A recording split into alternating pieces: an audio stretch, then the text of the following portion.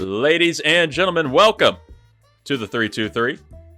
I am your host, Reid Murphy.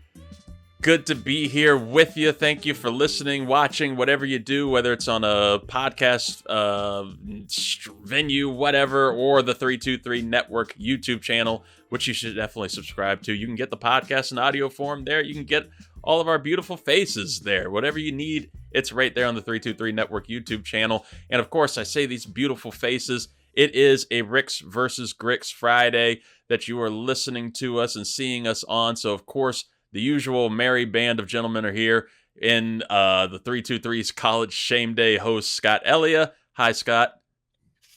Hello, Reid. I'm glad that I'm not the only one on this show of my complexion tonight, so that's really nice. I know you have this ally in there. I never noticed. You'll find out if you go to the YouTube channel. I mean, how do you know? The listening audience doesn't know if Zuhair Ali could be the same complexion of you? Mm-hmm. Who knows? Zoo, Curry Puff, how you doing, buddy? I'm doing good. You check him out on the Animation Deliberation podcast, wherever you get podcasts. Luis Martinez, the Big Chief Burrito, he will be in with us in a little bit. LA traffic, you know how it goes, West Coasters.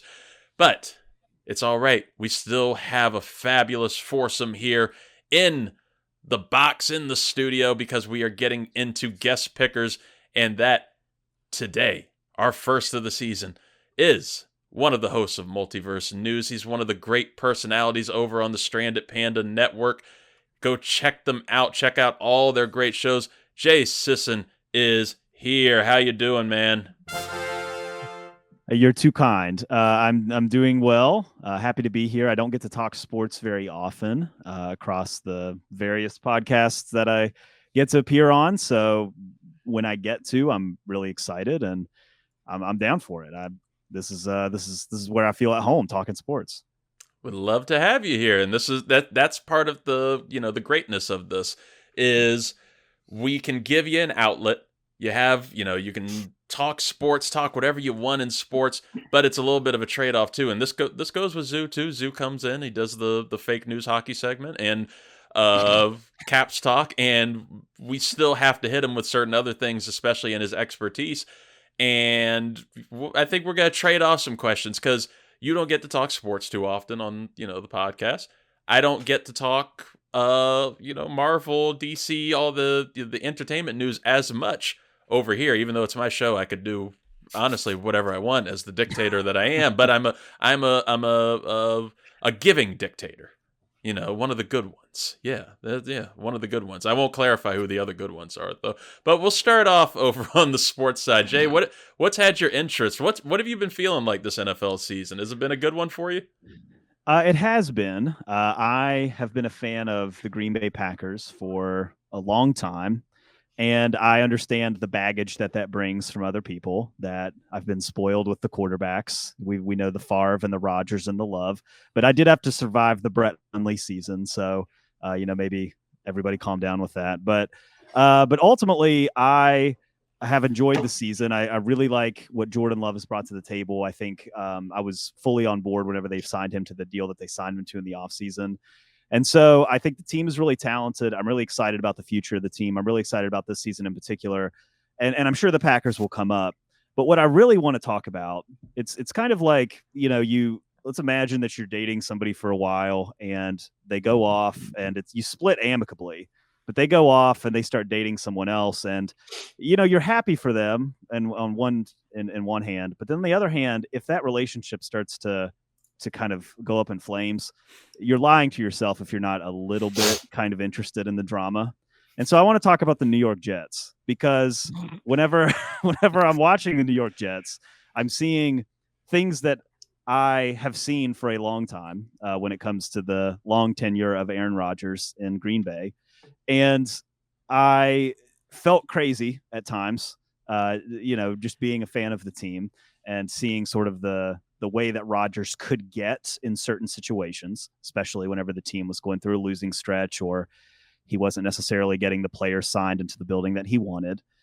And to see the fire in New York, the firing of the head coach, the bringing in of Davante Adams, which I know he'd only been there for 3 days, but didn't automatically fix everything every night, you know? And I guess the question I have is, are the Jets done? Or are they just one more Aaron Rodgers friend away from making this thing happen? You know, if they can get Bakhtiari in there, are we Super Bowl? Or can they get Jordy Nelson? You know, like, are we one Aaron Rodgers friend away, or are they cooked for the season? I mean, I feel the big key that they're missing is Marquise Lewis. You know, they're missing 41-year-old Marquise Lewis. He has to go with Rodgers. We've talked about it a little bit on the show. Luis Martinez is going to be coming in later. Was our optimistic Jets fan. I don't know where he's at now. this point. This after last week. Yeah, he doesn't either. For me, I don't know how Scott and Zoo feel on this, but watching what happened last week was kind of the cherry on top for all of this, right? Davante Adams was supposed to be that missing piece. He was supposed to be, everything has been another excuse, another missing piece. Saleh wasn't the guy. Let's promote Ulbrich. Let's get an actual leader in here. Hasn't helped. We get Davante Adams. You get your weapon after you shit on Mike Williams for his, missing of a route, which, God bless Rodgers. If anything hasn't changed in age, throwing those receivers under the bus. He's still clutch. Still clutch there on it. But nothing really was super impactful with Davante Adams getting there. So I don't know what they could possibly add on from here. Like the O-line, you went out in the offseason, you got Tyron Smith, you got some other improvements, allegedly, onto that offensive line. Now you have an Aaron Rodgers who's throwing interceptions. That was the whole promise and glory of getting him there. Like, that was the beauty of him in Green Bay, was this is a dude who does not turn the ball over. He does not make stupid decisions. And now I don't know if he's seeing the same ghosts that Sam Darnold was seeing there in MetLife, or if it's just arm issues that are happening now. There's apparently a hamstring issue, is the latest report that I saw, the latest excuse that he's got going in here. So for me, I think it's not JETS anymore. It's MESS, mess of that team. And it's just going to be a full blow up here in the off season. I don't know how Scott and Zoo feel on that though.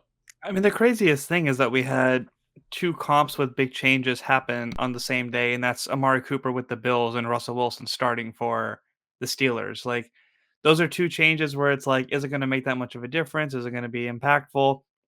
And you saw both of them make a difference in the game. So in the same day, within a few days of them being traded or set as starters for their respective teams. So for Davante to come in and not even have like big splash plays like with his guy is just entertaining at this point. Because I have no part in that, except for the fact that I lost my GRICKS pick last week. But overall, it's just like, how far away are you really? Well, and I mean, 2 things. I mean, you have Jeff Ulbrich right now named as the interim head coach, and he's a defensive guy. So it's going to be very interesting to see how their offense is going to perform from here on for the rest of the season. But we've talked about this before. Aside from that absolutely abomination of a game last week against the Steelers and then against the Niners to open up the season, I mean, they're a play or 2 away from winning these games. They could easily be 6-2 right now. If they don't miss a field goal, they score a touchdown that last drive, they would be a completely different conversation right now. And Robert Saleh probably would still be there as a head coach. I don't feel like there should be a red alert going on in New York. I mean, we're still barely halfway through the season, and their schedule is very lucrative in kind of for them. So they could end up making a tear. Thank God they're in the AFC East, where the fishing is aplenty for them. But congratulations to you, Jay, for having Robert Saleh showing up on your sideline this past week. Yeah, should we, when we write the story of the Aaron Rodgers and Davante Adams trade, can Robert Saleh be included as part of like what the Packers received? Like, not just the draft picks and the or whatever, but I mean, it seems like that's got to be part of the package. It's And just being on the offensive side of things is really yeah, interesting. that's what they said. I mean, it's makes sense, I guess. You have a new defensive coordinator, and you don't want to send mixed signals, I guess, like bringing in a head coach who's your best friend to give critique to the defensive side of the ball. It's always tricky. Like when you ask, we've seen it before when you have a player who is great, one of the greatest, and they change location and they get older, and we're spoiled by Tom Brady. We saw what he did when he went to the Bucks, but on the whole, most of the time when you ask a player to make a change, especially late in their career, and you're counting on them reaching the heights that they once were at, it statistically and just historically that doesn't really happen. You have the Brady, but the idea of a player switching teams in the last like 2 years of their career and recapturing the spark, it's not that it can't happen. Of course it can, but it's so rare, especially in this game. And you're asking two guys to do it for the Jets. You're asking Rodgers and Adams to do it. So it's tricky. And man, if you lose to the Patriots next week, we're woof. It's heads on platters. I mean, it's getting hot up there already in New York. I think. I mean, we know how it is up there, but you start losing some of these games that you should win, and they should beat the Patriots. Like they should play. If they play the Patriots 100 times, they should win. Like the talent deficiency compared to the Jet side of the ball is huge. So they should beat them. But man, it's we know how this game is sometimes. And we know how "what have you done for me lately" this league is too. And I'm glad you brought up Salah being at the Packers, because I want to ask Jay about that in a second too. But you brought up the Patriots, and I just kind of wanted to get the thoughts of the room here when we see what the Patriots are right now. And it's rough, but there's been a lot of drama, especially. Like, I didn't think it could get much worse from last season, but we're getting close to rock bottom for New England, where god-awful season that they're having there. And now you have the head coach, Jerome Mayo, who I'm especially curious Scott's take on it, who got to see Mayo come up through the Patriots and through that organization for a long time. He's the head coach now. He's calling the players soft in a press conference. Then Bill Belichick is criticizing him and ripping into him on the Manning cast, and complaining that these guys shouldn't be called soft. They weren't soft for me last year. Now there's reports that Mayo might get fired potentially this week, even before the game. Like, How do you give it a chance? Is it too soon for him in New England to get fired right now? Scott, you saw him for a long time. Would this be too bad for him, or is the ship like super out to sea right now for New England? No, I think especially when it comes to the New England fan base. I mean, you were accustomed to winning for 2 decades. It's like they're not going to put up with losing for a long time. So like if there's issues going on, they're going to want to try to right the ship quickly rather than lingering it around. And for Bill Belichick, he just needs to back the fuck off. I mean, he retired. He's in the booth now. I mean, he can have his comments, but at the end of the day, I mean, the head coach is going to make the call. And the Patriots have been playing soft. He's not wrong by any means. Yeah, they were the same players from last year for the most part, but maybe Bill, maybe that's your problem. Maybe you're just picking soft players. That's why you ended up shitting the bed when Tom Brady left. And we talk shit in the bed, and that's where I go back to Salah. He shit the bed in New York, but now he's in Green Bay. So I am happy Jay is here to talk Packers. It's going to be a Packers heavy show the next couple of weeks. We were kind of like an unofficial Chiefs show last year with the guest pickers. This week we're going to have another Packers fan next week on the show to keep talking about this. But you got Salah in the building now. Great defensive mind. He's on that offensive side of the ball to kind of help them see, I think they said, a defensive mindset, or see, whatever. And it helps Salah's resume, too, to then say that he was working on the offensive side of the ball somewhere to try and get a head coaching job another time, like Raheem Morris did. But what's your confidence level in Green Bay right now? Like, what's the excitement level for you? Because we were talking about teams that we trust the other night on the Sunday Hangover, and who are these top ones that we actually think are legitimately good, can be a contender, Packers were like on the bubble for that with me, and 4 teams in the actual elite category. How do you feel about this team? Can they do it this year? Yeah, there are issues that need addressed over the course of a season, but they are not issues that I think are going to be ones that will plague them in the same way that they have. So penalties, for example, are an issue. Special teams has been a nightmare for 13 years, but at least is still they're staying consistent with that. And then Jordan Love has really fallen into some bad habits with interceptions. The big joke among Packers people right now is that Love is the perfect blend of Rodgers and Favre. That like he's got Favre on one shoulder, he's got Rodgers on the other shoulder, because sometimes he does protect the ball very well, and he throws a ball that just makes you say, there's 1, 2, 3 people in the entire world that can do what you just did, and you're just amazed by the talent. And then the next play, he'll throw something into double coverage that you're like, why did you do that? What type of decision? What was going through your head when you made that decision? So there's that type of stuff. And to me, that's the kind of stuff that's holding them back a little bit. I'm thinking about the other NFC heavyweights. I'm thinking about, so far they've taken on the Eagles, they've taken on the Vikings, they've lost those games, and it's been close. And it's been because of things like that. It's been turnovers, it's been penalties, it's been special teams mistakes, and things like that have held them back. So you think about, okay, they've beat up on the Cardinals, they beat up on the Rams, who are injured.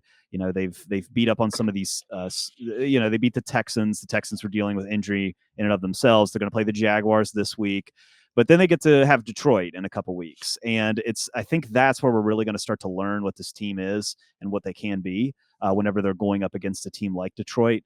The NFC North, a lot has been said about the records and all of that, but at the end of the day, these teams have not played each other. The Vikings and Packers have played once. The Lions and the Vikings have played once. Chicago's played nobody from the division. The Packers have played one team from the division once. So those records are going to start to balance out. We're going to get a true king of the NFC North at some point, right? We're going to start to see these teams start to separate.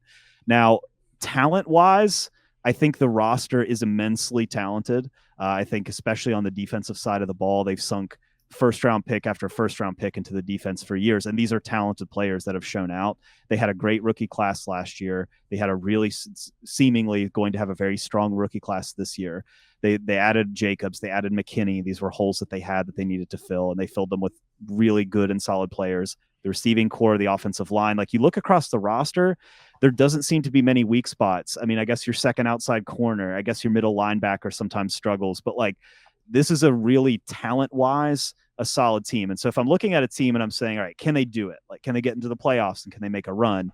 If the talent's not there, you start to say, no, they're talent deficient. And that's something that you can't really necessarily work on throughout the season in a huge degree. But when you look at a roster and you say, all right, they're talented across the board. The quarterback's immensely talented. The coach is really firing on all cylinders. The defensive staff, like you're not looking across and saying coach needs to change. Everything seems to be in place. And you're looking at the problems holding them back. These are fixable problems. Special teams is a fixable problem. Interceptions is a fixable problem. Penalties are a fixable problem. We saw Love last year, like really struggle in the first half of the year. And then after the bye, he had a great adjustment period of really starting to grow into the offense. So as far as I'm concerned, the way that I'm looking at it, I think the sky's the limit for the team. I think right now you put them up against the NFC heavyweights. Are they going to compete? Yeah. Are they going to lose by 2 points? Probably, right? But as the season goes on, I think we're going to start to see a more confident Packers team, and one that if they can just clean up, if he can throw, he's thrown 8 interceptions and he missed 2 games. Like if you can throw half that, you're there, right? Like if you can throw one instead of throwing 2 a game, if you can throw 1 a game, like we're able to do something. So I'm very hopeful. I think it's an immensely talented roster. They should be right in their wide open Super Bowl window right now. And I feel like the sky's the limit if they can just really start to like hone in on these finer points of the game as the season goes on. NFC heavyweights is such a low bar right now. Do you It's feel true. like the whole NFC North could actually make it to the playoffs this year? Yeah, I mean, well, it's tricky. It's take a very specific situation, because again, these teams have to play each other a lot more. There's still a lot of games that have to happen between them. Yeah. But I mean, yeah, you look across the NFC and you look into, the the Giants and the Cowboys, and you're like, okay, well, these are the Cowboys would have formerly been in the mix. Now they're kind of struggling. You look over to, teams across the league that are losing players for the season, like the Bucks losing Godwin and having Mike Evans out for a while. You look at the Rams, like these teams that are typically in the mix as wild cards, they're really struggling with injuries. You look at the 49ers, who are more vulnerable than they've ever been, so yeah, there's definitely blood in the water, and these teams that are healthier are going to have the opportunity to really get ahead here and stack wins, and we'll see what it looks like at the playoff time. But yeah, you're starting to see the injuries are really starting to close a few of these, seemingly maybe even close some of these windows for some of these teams that we expected to be at the top. Well, speaking of windows, let's open another one in here, and it's a good time to actually bring the Big Chief Burrito in on the show. We got him right there. Hello, Luis Martinez, host of Mi Gente Show. Good to have. Weird seeing Griffin's teeth just on the side. I know, I like it. It's kind of terrible. This is an interesting view. Can we just move them to the side? No, we need to make them more prominent, actually. Luis, are you feeling any type of way? A little, maybe is it a little jealous, a little heartbreak, or anything? Seeing Robert Saleh, kind of stalk the sidelines of Green Bay now in his undetermined fluid role. No, not at all. He's a classic first guy off the bus. You want him out there. He's all there. He's all bricked up.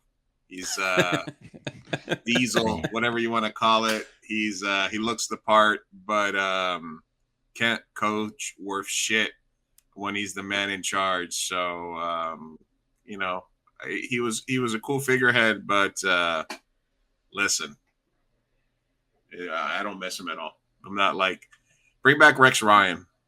Oh God. I mean, why not at that point? With everything that's happening with the Jets right now, just get a little fun with I want Rex to see Ryan. Rex Ryan and Aaron Rodgers. Let's go get a fucking snack. A snack and some feet pics. It'll be all right. We don't shame. No shame for him there. Why not both? Why not both? I completely forgot about that until just now. Who needs Cheetos when you can have Feetos? Hey-o. Oh. Reid.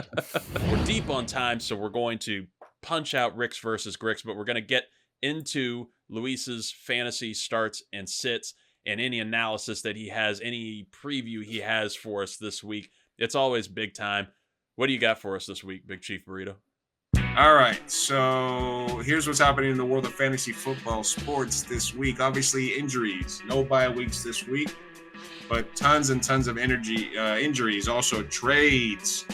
There might be a trade of the two players that are playing tonight for each other that's coming down. Sam Darnold might get traded for Matthew Stafford because the Rams might want to give Sam Darnold a multi-year contract.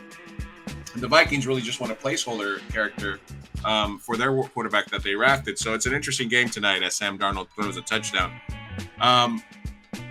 Who's going to replace Brandon Ayuk's production in San Francisco, even though he wasn't producing? Is it Ricky Pearsall? Is it Juwan Jennings? I'm thinking that it's going to be mostly Juwan Jennings in the short term, but buy low on Debo if you can for the rest of the year, because I feel like he's going to have a monster second half. This is your last chance to sell high on Jordan Mason. Christian McCaffrey went and got the Kobe treatment in Germany, the plasma-rich injections, the extra dosages you can only get in Germany. So he's going to come back. Christian McCaffrey's coming back. So sell high to Jordan Mason, or find the guy that had the first pick in your draft and try to get something for Jordan Mason right now.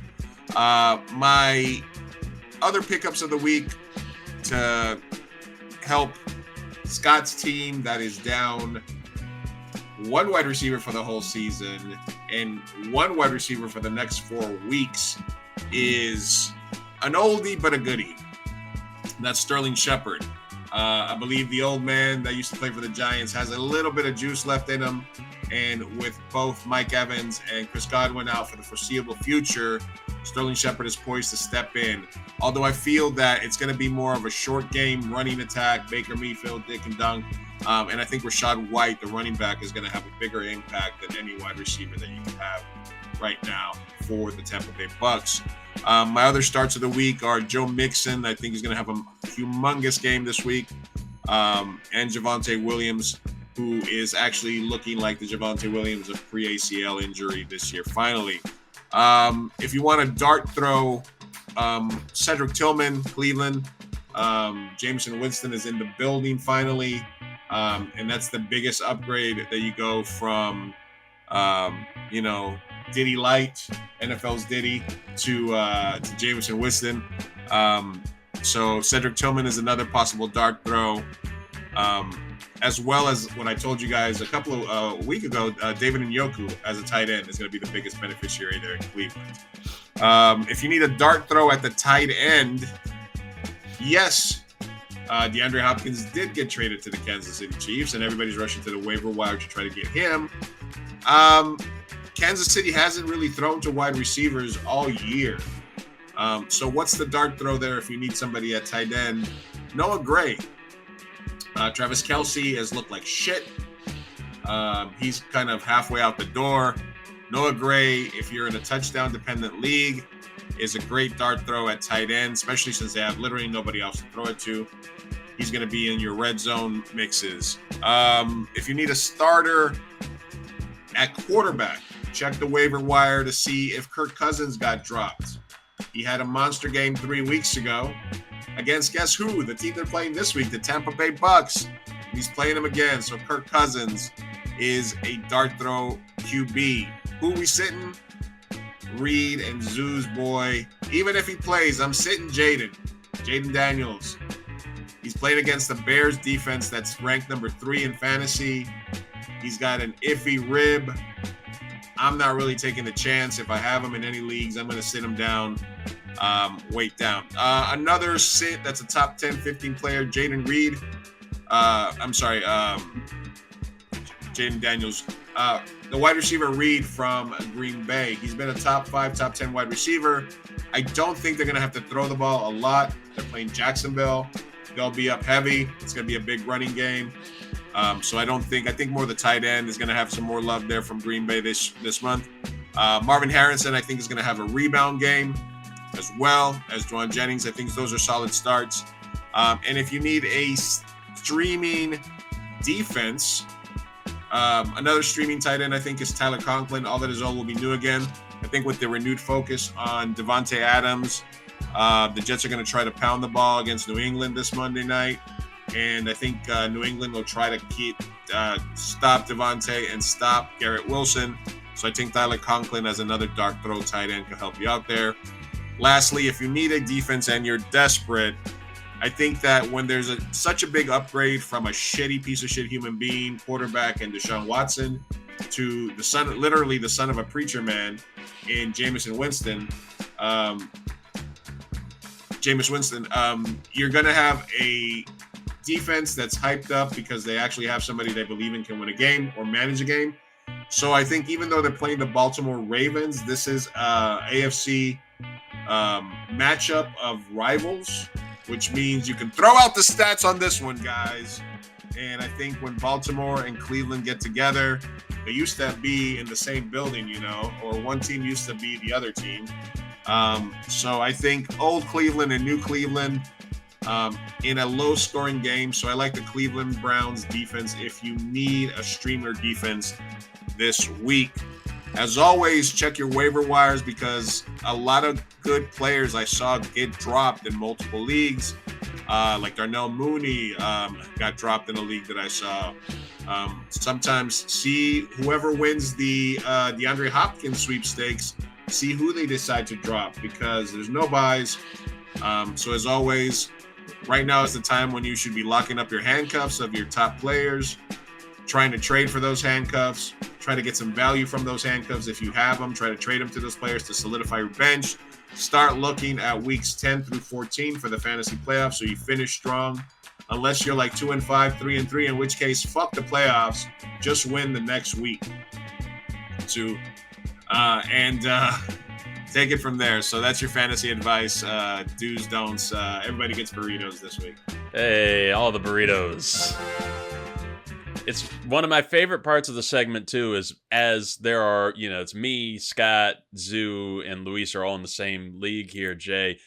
As Luis is talking and giving out this advice, I'll start seeing fantasy league notifications from people in this studio who are taking that advice live. Yeah, now when it's my best piece of advice, I make sure I pick them up before showtime. You learned. You live and you learn. We also live and learn with Ricks versus Gricks picks. Boy, was it a week last week, but Jay is here to save us. It's on to the meat and potatoes of the show. It is time for our Week 8 NFL Ricks versus Gricks picks. Time, space, referee decision-making. These are all just some of the mysterious, uncontrollable strands of life that make up the massive universe that we call home, and the comfort food for the soul that we call sports. As most people journey through it with no idea where to go or what to do, a select few will help you navigate terror, frustration, and endless possibilities of making a 50-50 choice. This is Ricks versus Gricks. That Griffin laugh will always get me. That's right. This is Ricks versus Gricks. Reid's picks versus Griffin's picks. Griffin is all of us. Jay, you don't even know Griffin, but Griffin is in you. He is still in you and with you at all times. I'll just go with it. Oh man, we had a doozy of a week last week, and Zoo is still on top. He is still leading us in our picks this season. Talking about my awesome record? But by now, where Talking all that shit. last I week, was responding to all the shit that was given to me. Let's make that very fucking clear. make that clear. I am not the Should we instigator. mention how awesome I am, guys? You or, stand on your shit. Stand on your shit, Zoo. There you go. You fight them back. They're gonna try to poke the bear, and you know what? Self-deprecating person in this group. I do not bring it up on my own accord. They will poke the bear, and you're gonna get the roar. God damn it. Zoo last week, though, he went 0-6. He's 22-18 on the season now. But it was a rough week. He's going to avenge it. There's only one way to go but up, unless it's even. But who knows. I went 2-4. Not much better. I'm 21-19 on the season now. Scott and Luis, they both went 3-3. Scott is 17-24 on the year. Luis is batting .500 at 20-20 on the season. Jay, your mission this week is to go 6-0 with these picks and lead all the rest of us clowns and all the jokers that are coming for us. Sorry, I got distracted by Zoo's Caps update. We will get to that in a second. That is breaking news that will be coming. But you just have to beat us out. And we got you. We got you. You're picking just straight games. I'm giving odds on here just to let you know who any underdogs are, including in this first game, where we have the Philadelphia Eagles, who are 4-2, at the Cincinnati Bengals, who are 3-4. Cincinnati is a 2.5-point favorite at home. Scott, who are you going to take here?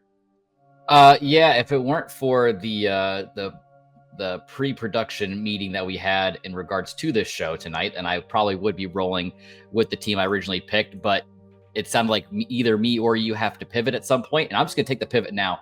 Give me the Eagles on the road against Cincinnati. Sorry about that. Jay, who do you like here? Yeah, I'm going to take Cincinnati on this one. I kind of like them to have a little bit of a bounce back couple games here from their slow starts at home, find their groove a little bit. So, yeah, give me Cincinnati. Zoo, how about yourself? I saw what the Commanders and Ravens were able to do to Cincinnati at home with that defense, and now that the Eagles have the three-headed beast back with A.J. Brown, Devontae Smith, and Saquon Barkley, I don't think that Bengals defense is going to stand a chance, so I'm taking the Eagles. Luis? Give me the Eagles. He's taking the Egos. Scott already, he's spoiled what my pick was. He had to pivot, but it's okay. That's okay. We can pivot. I'm sticking with the Cincinnati Bengals in this one.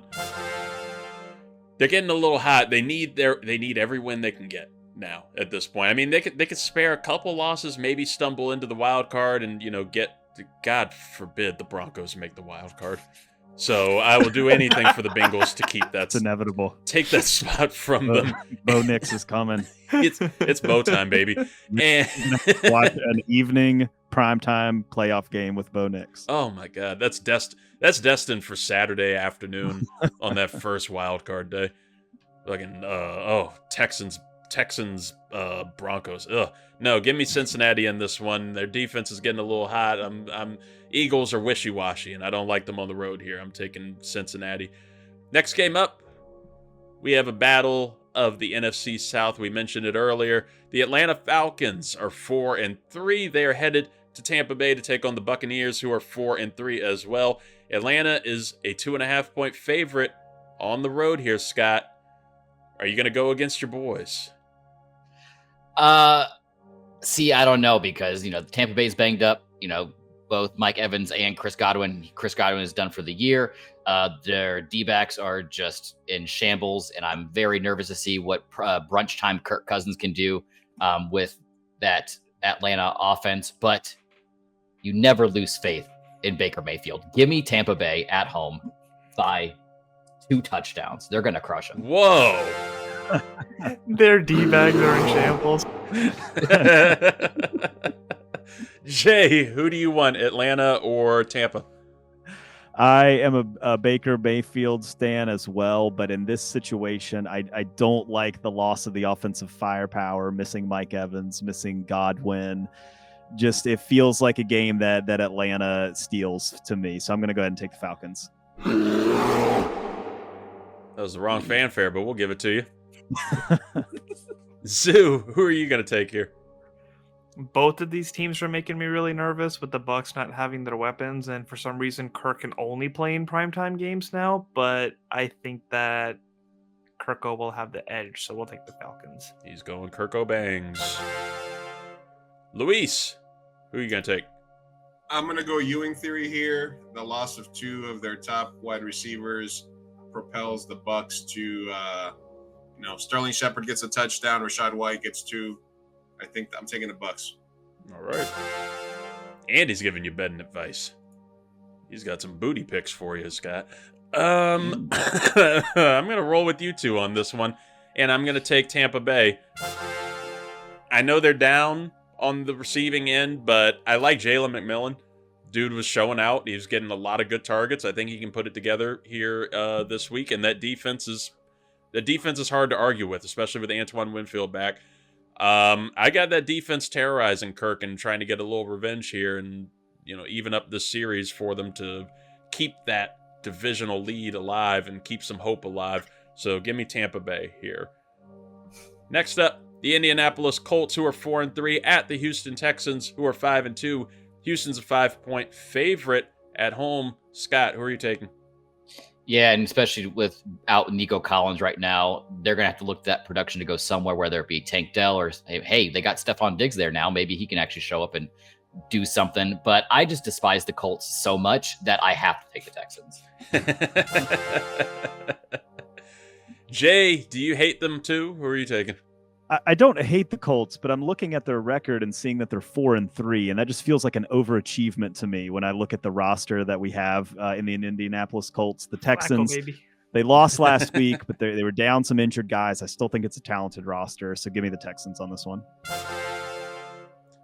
Luis, who do you want here? I believe that the Colts is going to be what ails the Tank Dell slump. C.J. Stroud has also not been as great as he was last year. So I got to take the Texans. I like that because I said it in my bold predictions, and it means I'm right about something. Zoo, who are you going to take here? Texans have been winning some weird games, but coming off of a loss and being at home, I think they'll have the advantage. So I'll go Texans. I'm going to round it out here, and I'm taking the Houston Texans as well. Let me put the bet in. No, because Luis took the Colts, right? Or did I mishear? No, he took the Texans. Oh, shit. Yeah. Yeah. First time. Put it in. Take it back. Yep, it's too late. Nope. Sorry, Texans. We're locked in. Sorry, Texans. Jay, sorry, CJ. Jay, this happens every week. It's a curse. All right. It's a curse that comes with this show. Is we all pick the same team. It's it's over for them. So, and now it's add fair. one. Now you add one on. Yeah, it's done. It's done for. Yep. Sorry. Yep. Sorry, Texans. Colts are winning this, It's but gonna I'm be like picking the reverse genes. Texans. And to give further solidification to that, if that's even a word, this is true because I put $10 on the Seahawks and they beat the Falcons because we all picked the Falcons last week, and I ended up winning that bet. So. It's what we do. That's what we do. Love that for you. The Buffalo Bills are 5-2. They are headed to Seattle to take on the Seahawks, who are 4-3. Buffalo's a 3-point favorite on the road. Scott, who are we gonna go? Yeah, I'm not totally confident in the Seahawks. Like Jay said, the 4-3 record for the Colts, it's kind of like giving the same vibes as the Seahawks. And the Bills, they just got Amari Cooper. He got his first touchdown last week. I think you're going to see him feasting again this week as well from the Bills on the road. He is taking the Bills on the road. Jay, how about you?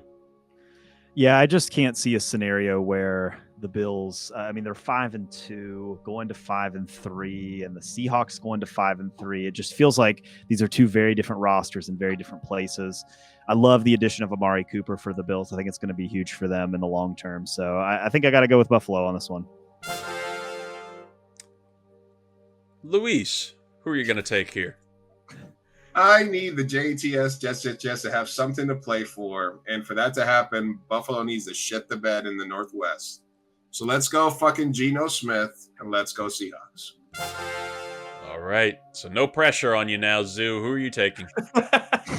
So I was actually going to take the Seahawks as a fucking underdog, but we were talking about how the having the top dogs is not a high bar in the NFC right now, and these two divisions are just way too different, and the Bills definitely have the upper hand. So I'm going to go to Buffalo.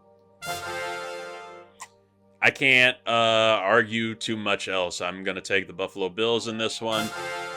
Seattle still has plenty to fight for, and they still have plenty of fight left in them, but I always doubt Geno Smith.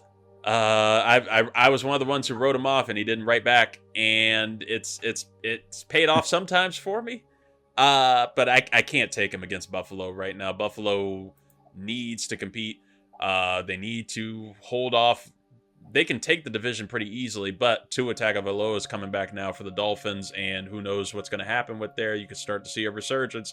Buffalo needs to keep their resounding lead in that division. I think this is going to be one of those games that helps them with it. Next up, potential battle of the rookie star quarterbacks. Maybe. We'll see. We have the Chicago Bears and Caleb Williams, the number 1 overall pick. They are 4-2, headed to the Washington Commanders against maybe Jaden Daniels and his ribs, who was the number 2 pick. They're 5-2. The Commanders are. Chicago's a 3-point favorite on the road, though, because we don't know if Jaden Daniels is going to play or we're going to get a little Mariota action. Let's switch it up this time. Zoo, who do you want in this one? I keep going back and forth like as the show goes on because I'm scared of that Bears defense. I am traumatized from the last couple of years we've had to play them. Yes, we won with Carson Wentz, but the fact that we won with 6 points was just fucking ridiculous. You know what? I'm gonna roll with my team. We're going Commanders. There we go. You can't ever go wrong that way. Luis, who are you going to take here? Look, I'm looking. anytime you're playing, anytime you're replacing your number 2 overall draft pick with the number another? 2 overall draft pick of 2015. I'm sorry, what's that guy's name again, though? Mariota? Oh, the Bears. You almost had me pick Marcus Mariota. My goodness, that was close. Jay, are you going to have some faith with us here in Marcus Mariota? I cannot pick the Bears on principle. I'm sorry. I don't care who's starting at quarterback. Fair I don't enough. care who's back there. I don't care if it's Brock Osweiler back there. I'm picking the Commanders. Oh, that's a good throwaway there, Brock Osweiler. Would we still pick it if it was Brock Osweiler coming out of the booth? I would like that. That'd be fun. Scott, who are you going to take here? Yeah, I know. To speak to the Commanders, yes, they're 5-2. They're first in the NFC East. They're looking great so far. It's kind of a question mark who's going to be under center, whether it's going to be Mariota or it's going to be Jaden. You got to remember that the Commanders are also 3-0 at home, but you have to look who they played at home. It was the Giants, the Browns, and the Panthers. It's like those are three of the bottom tier teams. So you need to temper your expectations a little bit. But like I pick every single week, I picked, not you, not Zoo, I picked the Commanders to win the NFC East this year, and they're going to keep that lead going this week and beating the Bears at home again. We don't know if Jay didn't pick the Commanders to win the NFC East. Jay, did you pick the Commanders to win the NFC East? You can say whatever you. I don't think I would have done that at the beginning of the year. He's a good, decent man. He didn't lie for us. Can you trade for Kirk Cousins real quick? Oh, goodness gracious. I am a little bit worried about this. I'm a little bit worried about Marcus Mariota coming in, but he did impress me a little bit last week. Once he got going, once, he got a little bit of the pressure off. Of course, it's against the Carolina Panthers, so a team that was openly quitting, and I'm a little nervous about the Montez Sweat revenge game coming back from Chicago to take us on. But you know what? It's Super Mariota time. Whether Jaden's in or not, fuck it, we're going with the Commanders. We're taking the fucking Commanders. Ah! It's all day. All day. Final game here. Sunday Night Football. Always a fun matchup. We have the Dallas Cowboys, who are 3-3, at the San Francisco 49ers, who are 3-4. San Francisco's a 4-point favorite at home, even after losing receivers like Brandon Ayuk and Deebo Samuel to a variety of hospital ailments. But Ricky Pearsall's coming back. Scott, who are we going to take? Just like we picked the Commanders with that previous game due to my super hot take at the beginning of the year, this is the last and final chance for my hot take of Mike McCarthy of the Dallas Cowboys getting fired before Halloween. They are going to be beaten to embarrassment by San Francisco, and they'll be dropping to 3-4 going into next week without Mike McCarthy. Jay, how about you? Man, this one's a tough one because both of these teams are just dealing with so much. They're dealing with injuries. They're dealing with like unmet expectations, and it just feels like a storm brewing in both. And the loser of this game is going to face a lot of questions over the next week. Looking at it, I'm trying to pick based on this, maybe not the greatest strategy, but I'm trying to pick based on who do I think is going to have the most complete team on the field. And for both of these teams, it's not great. But I'm going to go ahead and go with the Cowboys. I don't feel great about it, but I'm thinking, all right, they're coming off a bye. You're trying to save your season. I know you're on the road, but the 49ers they're dealing with a lot. They just lost Ayuk. Kittle's dealing with injury. McCaffrey is the whole thing. We know what's going on there. So I'm going to go ahead and take the Cowboys. All right. Does anybody ever feel good about taking the Cowboys? I agree with you on that. No, absolutely not. No one ever feels good about it. Luis, who do you want here?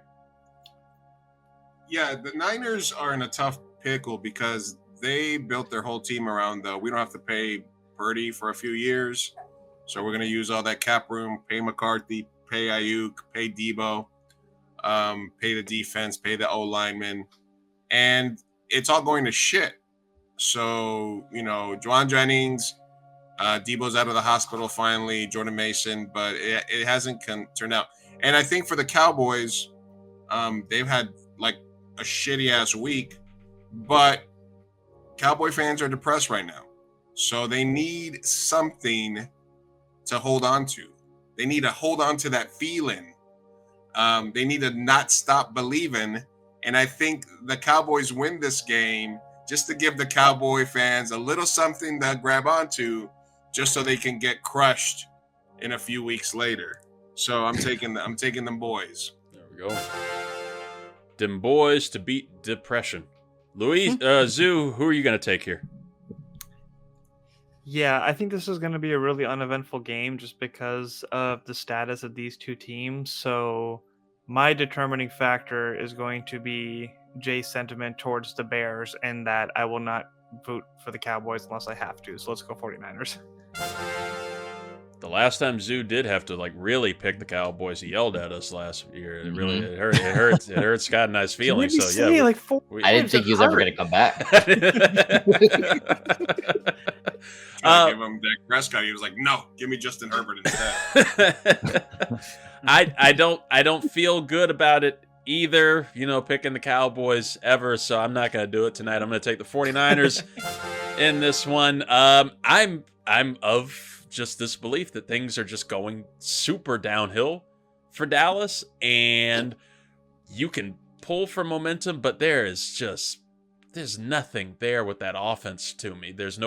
With the run game as shit as it is, with everything being called so conservatively, I think that we're going to get Scott's bold prediction. I think that McCarthy will be fired following this game. There's nothing for Jerry to really poke at anymore and make excuses for. I think they get their ass beat on Sunday Night Football, and for nothing else than just the chaos of Jerry Jones's radio hits the following Monday and seeing I was how about to say, goes. Jerry Jones may start to try to fire you for that take. You better be careful. It's okay. Yeah, he could Might lose your show next He week. might fire me. I don't know. He'll fire Listen, us they all. already have Mike Zimmer in house right now. It's an easy replacement just for a Band-Aid for the rest of the season if they need to. Or replace him with Muppets, because we figured out that works. Don't disparage the what a Muppets name with circle! What a Jerry circle Jones. you've just completed. It's amazing. And the real Kermit. You not did the Patrick weave. Mahomes. You did the Trump weave. See what I did? Yeah. Heck, The weave. we have concepts of a Muppets plan. It's great. Well, our final piece of the show, and we'll get it through quick and get us all out of here. Jay, I don't know if you know of Kayshon Boutte, but he is a wide receiver for the New England Patriots. He was formerly of LSU. We have had a segment on this show for the last couple of years where Scott presents a betting slip that is just a ridiculous parlay of NFL picks. Was all brought to us by Calvin Ridley and the Calvin Ridley Memorial Betting Slip when Calvin Ridley was suspended for that. We've now made our way to Kayshon Boutte, who got in some alleged trouble last year at LSU for allegedly placed 8,900 illegal sports wagers between April of 22 and May of 23. He's our messiah. He is what we aspire to now on this show. I respect the hustle so much. Scott's gonna close us out here with the hustle now and the Kayshon Boutte Memorial Betting Slip. Yeah. Booty rockin' everywhere. Booty rockin' everywhere. Booty rockin' everywhere.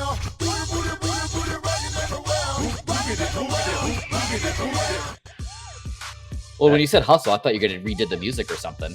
Oh, no, we can't get rid of the booty. We can't get rid of the good googly moogly. Oh my gosh. And just kind of doing some really quick math, there's about 395 days in between those dates. That comes out to being about 22 and a half bets per day, every day for that whole year time frame that Kayshon had made. Good God. But yes, folks, that is right. We are back with the Kayshon Boutte Memorial Betting Slip. Sorry, I'm just watching Matthew Stafford passing the ball. 15-leg parlay this week. Like we do every single week, $10 wager to win big. And Reid, I think you're going to appreciate the very final pick that we make in this parlay.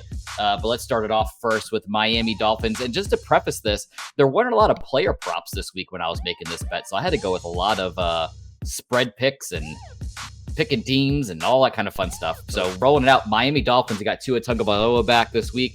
Tyreek Hill already came out stating, play me this week in fantasy football. He's looking to go off against that Arizona baby Shafta Sharman defense in the Cardinals. Miami minus 3.5, please. Thank you. I think Aaron Rodgers has just been extremely embarrassed this season so far. I'm sure he wishes he just tore his other Achilles at the beginning of the year like we were all hoping he was going to, just to make it even more funny. I think he's going to go off a little bit. Give me Aaron Rodgers over 225 passing yards this week as well. Were we all I don't know rooting about for you. that? I took the under in all of his fucking prop bets that night, hoping that he was going to tear it on the first play again. And play it. Maybe that's why he didn't tear it.